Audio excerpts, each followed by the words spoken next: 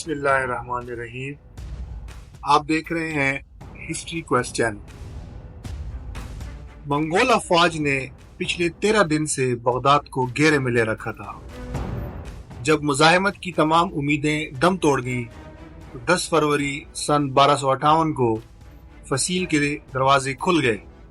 37ویں عباسی خلیفہ مستعصم باللہ اپنے وزراء اور امراء کے ہمراہ مرکزی دروازے سے برآمد ہوئے اور ہلاکو خان کے سامنے ہتھیار ڈال دیے۔ ہلاکو نے وہی کیا جو اس کے دادا چنگیز خان پچھلی نصف صدی سے کرتے چلے آئے تھے۔ اس نے خلیفہ کے علاوہ تمام اشرافیہ کو وہی تلوار کے گھاٹ اتار دیا اور منگول دستے ام البلاد بغداد میں داخل ہو گئے۔ اس کے اگلے چند دن تک جو ہوا اس کا کچھ اندازہ مورخ عبداللہ وصاف شیرازی کے الفاظ سے لگایا جا سکتا ہے کہ وہ شہر میں بھوکے گدھوں کی طرح پھر گئے، اس طرح جیسے غضبناک بھیڑیے بھیڑوں پر ہلہ بول دیتے ہیں۔ بستر اور تکیے چاقوؤں سے پھاڑ دیے گئے، حرم کی عورتیں گلیوں میں گھسیٹی گئیں اور ان میں سے ہر ایک تاتاریوں کا کھلونا بن کر رہ گئی۔ دریائے دجلہ کے دونوں کناروں پر آباد بغداد الف لیلہ کے شہرزاد کا شہر، خلیفہ ہارون الرشید اور مامون کے قائم کردہ دار الترجمہ کا شہر تھا۔ یہ وہ شہر تھا جہاں مترجموں کو کتابیں تول کر سونا بطور معاوضہ دیا جاتا تھا۔ یہ دلکشا مسجدوں، وسیع کتب خانوں، عالیشان محلات، سرسبز باغات، لبالب بازاروں، علم افروز مدرسوں اور پرتعیش حماموں کا شہر تھا۔ اس بات کا درست تخمینہ لگانا مشکل ہے کہ کتنے لوگ اس قتل عام کا شکار ہوئے۔ مورخین کا اندازہ ہے کہ 2 لاکھ سے 10 لاکھ لوگ تلوار، تیر یا بھالے کے گھاٹ اتار دیے گئے۔ تاریخ کی کتابوں میں لکھا ہے کہ بغداد کی گلیاں لاشوں سے اٹی پڑی تھیں۔ چند دن کے اندر ان سے اٹھنے والا تعفن کی وجہ سے ہلاکو خان کو شہر سے باہر خیمہ لگانے پر مجبور ہونا پڑا۔ اسی دوران جب عظیم الشان شاہی محل کو آگ لگائی گئی تو اس میں استعمال ہونے والے آبنوس اور صندل کی قیمتی لکڑی کی خوشبو آس پاس کے علاقوں کی فضاؤں میں پھیلی بدبو پر غالب آ گئی۔ کچھ اسی طرح کا ادغام دجلہ میں بھی دیکھنے میں آیا۔ کہا جاتا ہے کہ اس اساطیری دریا کا مٹیالہ پانی پہلے چند دن تک سرخ بہتا رہا اور پھر سیاہ پڑ گیا۔ سرخی کی وجہ وہ خون تھا جو گلیوں سے بہہ بہہ کر دریا میں شامل ہوتا رہا، اور سیاہی اس وجہ سے کہ شہر کے سینکڑوں کتب خانوں میں محفوظ نادر نسخے دریا میں پھینک دیے گئے اور ان کی سیاہوں نے گل گل کر دریا کی سرخی کو ماند کر دیا۔ فارسی کے عظیم شاعر شیخ سعدی خاصا عرصہ بغداد میں رہے۔ انہوں نے یہیں کے مدرسہ نظامیہ میں تعلیم حاصل کی تھی۔ انہوں نے سکوت بغداد کا یادگار نوحہ لکھا جس کا ایک ایک شعر دل کو دہلا دیتا ہے۔ ہلاکو خان نے 29 جنوری سن 1257 کو بغداد کے محاصرے کا آغاز کیا۔ حملے سے پہلے اس نے خلیفہ معتصم کو لکھا، لوہے کے سوئی کو مکہ مارنے کی کوشش نہ کرو، سورج کو بجھی ہوئی موم بتی سمجھنے کی غلطی نہ کرو، بغداد کی دیواریں فوراً گرا دو، اس کی خندقیں پاٹ دو، حکومت چھوڑ دو اور ہمارے پاس آ جاؤ۔ اگر ہم نے بغداد پر چڑھائی کی تو تمہیں گہری ترین پاتال میں پناہ ملے گی، نہ بلند ترین آسمان۔ 37ویں عباسی خلیفہ مستعصم باللہ کی وہ شان و شوکت تو نہیں تھی جو ان کے عظیم الشان اجداد کے حصے میں آئی تھی، لیکن پھر بھی مسلم دنیا کے بیشتر حصے پر ان کا سکہ چلتا تھا۔ خلیفہ کو یہ ذہن تھا کہ اس پر حملے کی خبر سن کر مراکش سے لے کر ایران تک سبھی مسلمان ان کے سامنے سینہ سپر ہو جائیں گے۔ خلیفہ نے ہلاکو کو جواب میں لکھا، نوجوان، 10 دن کی خوش قسمتی سے تم خود کو کائنات کا مالک سمجھنے لگے ہو۔ جان لو کہ مشرق تا مغرب خدا کے ماننے والے اہل ایمان میری رعایا ہے، سلامتی سے لوٹ جاؤ۔ ہلاکو کو اپنے منگول سپاہیوں کی صلاحیتوں پر پورا اعتماد تھا۔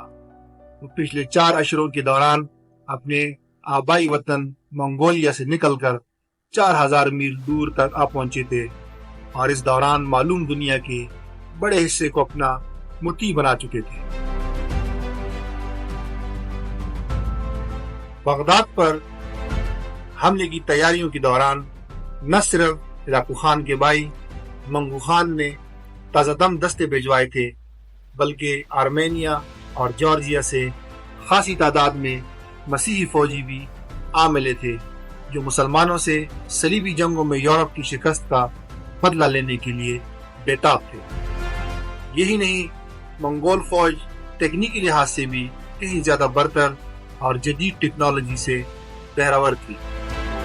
منگول فوج میں چینی انجینئروں کا یونٹ تھا جو منجنیقوں کی تیاری اور بارود کے استعمال میں مہارت رکھتا تھا۔ منگول منجنیقوں نے شہر پر آتش برسانا شروع کر دی۔ یہی نہیں، منگولوں نے فصیل کے نیچے بارود لگا کر اسے بھی جگہ جگہ سے توڑنا شروع کر دیا۔ بغداد کے باسیوں نے یہ آفت اس سے پہلے کبھی نہیں دیکھی تھی۔ ابھی محاصرے کو 1 ہفتہ بھی نہ گزرا تھا کہ خلیفہ نے ہلاکو خان کو بھاری تاوان ادا کرنے اور اپنی سلطنت میں جمعے کے خطبے میں اس کا نام پڑھنے کی شرط پر صلح کی پیشکش کی، لیکن ہلاکو کو فتح سامنے نظر آ رہی تھی۔ اس نے یہ پیشکش فوراً ہی ٹھکرا دی۔ آخر 10 فروری کا دن آیا جب خلیفہ نے شہر کے دروازے منگولوں کے لیے کھول دیے۔ منگول مذہب میں کسی بادشاہ کا زمین پر خون بہانا بدشگونی سمجھا جاتا تھا، اس لیے ہلاکو شروع میں خلیفہ کو یہ باور کرواتا رہا جیسے وہ بغداد میں اس کا مہمان بن کر آیا ہے۔ خلیفہ کی ہلاکت کے بارے میں کئی کہانیاں مشہور ہیں، تاہم زیادہ قرین قیاس ہلاکو کے وزیر نصیر الدین توسی کا بیان ہے، جو اس موقع پر موجود تھا۔ وہ لکھتا ہے کہ خلیفہ کو چند دن بھوکا رکھنے کے بعد ان کے سامنے ایک ڈھکا ہوا خوان لایا گیا۔ بھوکے خلیفہ نے بے تابی سے ڈھکن اٹھایا تو دیکھا کہ برتن ہیرے جواہرات سے بھرا ہوا ہے۔ ہلاکو نے کہا، کھاؤ۔ معتصم باللہ نے کہا، ہیرے کیسے کھاؤں؟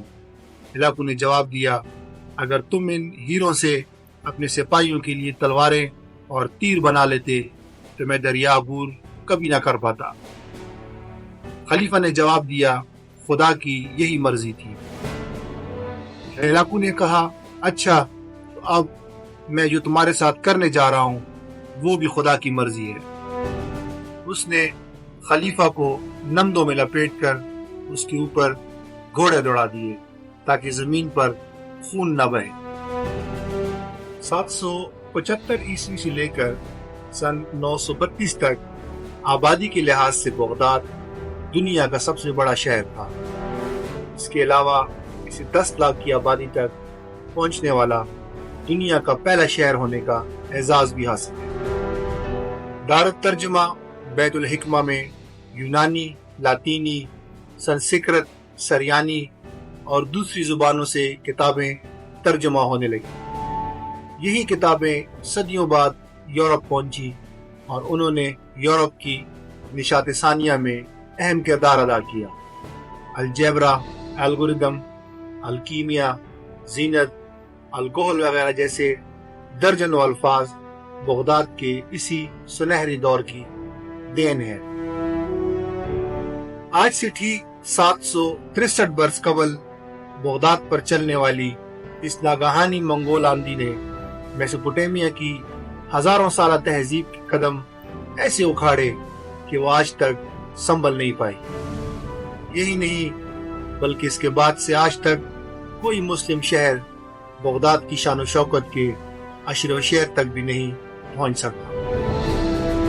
ماہرین نے لکھا ہے کہ مغربی تہذیب صرف اسی وجہ سے پھل پھول سکی کہ منگولوں نے اس وقت کی برتر مسلم تہذیب کو تباہ کر کے مغرب کے لیے راستہ ہموار کر دیا تھا۔